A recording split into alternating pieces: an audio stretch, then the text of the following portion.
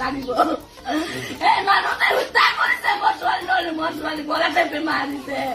মোৰ ছোৱালী পেলাই কেনেকে ওলাইব মোৰ ছোৱালী আৰু পানী খোৱালে পেটটো ফুলা নাই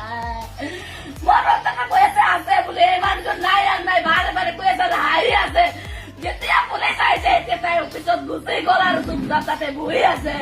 কিয় যাবই নেকুৱাই নিজৰ পুখুৰী হেৰি কৰি